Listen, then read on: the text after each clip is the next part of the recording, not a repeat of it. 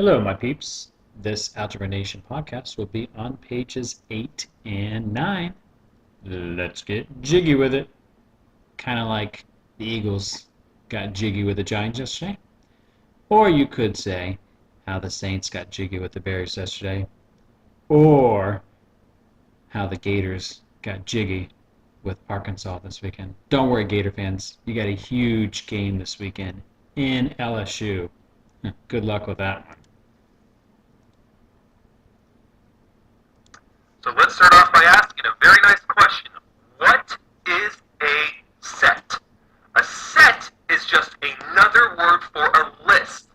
The items in the list are called elements. We have two definitions so far. A set is just a list, and the items in the list are elements. For example, given the following notation, how do we read this? In words, the set we would call A, and it has three elements, 1, 4, and 9. 1, 4, and 9 with our set notation. So I want you guys to try it real quickly. That's not bad, right? Try it. For this question, go ahead and tell me, what is the set? How many elements are in the set? And what are those elements? Pause now, give it a try.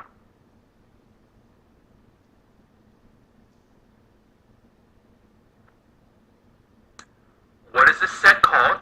In words, the set we would call taco. How many elements are in this set? 1, 2, 3, 4.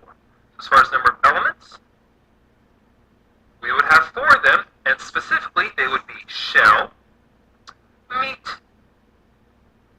queso, and tomatoes, or tomatoes, whatever you want to call it. Tomato, tomato. There we go. In addition to knowing the notation, there's a few definitions I want to discuss in this video. First of all, let's talk about the cross product. The cross product of two sets combined. Ding! Boys and girls. He is now at the top of page 9 on the left. TY. Continue. Combines each element from the first set with every element in the second set. For example, given the following set of math and English, and the second set, Dave, Bree, and Maria, to do the cross product, let's make a chart. We have math and English on one side, Dave, Bree, and Maria on the other.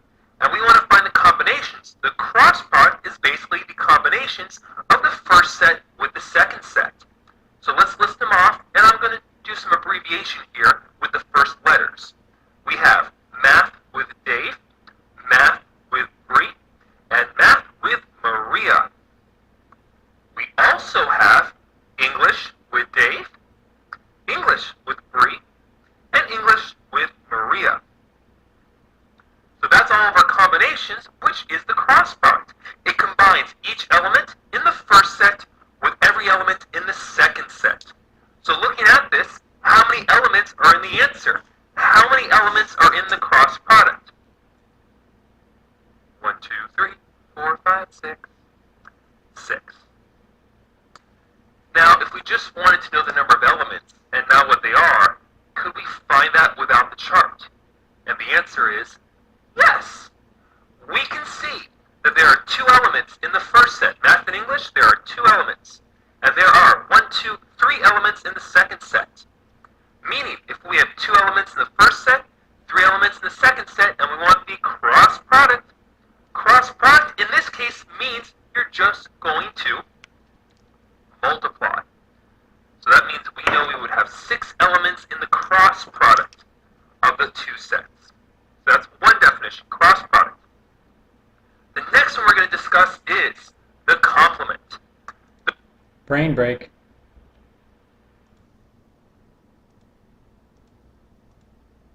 Ooh. That reminds me of the Bears offense and the Bears defense yesterday. Hey, Giants fans, don't be saying anything, you're 0-5. And I'm thinking that's what the Gators are going to look like after they travel to the Bayou on Saturday. Good luck at LSU. The complement is all the elements that are not in your set. Let's say there are 10 students in your class. We've got Beth, Monique, Juan, Cameron, David, Xavier, Eric, Jasmine, Ginny, Hector. Say that 3 times fast. Go for it. Pause now. I'm just kidding. No, don't do that. Okay.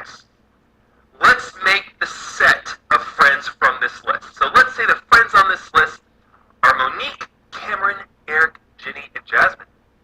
The complement of friends would be, of course, the students that are not in this list. We have the list of friends, and I want to complement the list, of course, that are not friends on this list. So let's look at that again. What do we got? Let's throw these all in. Beth, Monique, Juan, Cameron, David, Xavier, Eric, Jasmine, Ginny, Hector. Which ones were friends? So the set of friends were, well, let's see, Monique, Cameron, Eric, Jasmine, and Ginny. I had it. So those are all of our friends. Now, the ones that aren't are Beth, Juan, David, Xavier, and Hector. Notice I have the friends in orange, the complement of friends in blue. Let's split them up.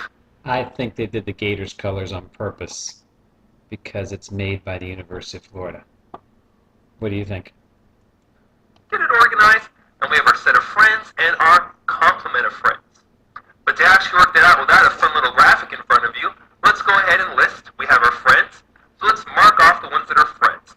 Monique, Cameron, Eric, Ginny, Jasmine. The elements, or friends that are left over, or the students that are left over, are the complement of friends. So the ones that are left over would be Beth, and notice I'm starting with what's called set notation. Beth, Juan, David, Xavier,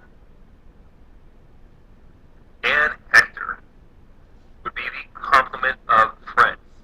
And I am in the way, and now I'm not. Oh, I didn't want you. Okay, you saw it. What is that? That is what we call a. So, little study tip for you guys. The idea is, instead of writing out the complement of friends, we can just write friends with an apostrophe or what's called a tilde friends. This notation means the complement of friends. So we have our set of friends, and then we have our complement of friends, which we can write as either friends with an apostrophe with the same answer, or tilde friends. And these are the 2 notations you can use, of course, to mean complement. It's the same thing, but it's called the notation for the complement, the set that is not friends. So now with that in mind, I think it's a... Hopefully the Bears are the complement on Thursday night of what they were on Sunday. Nice.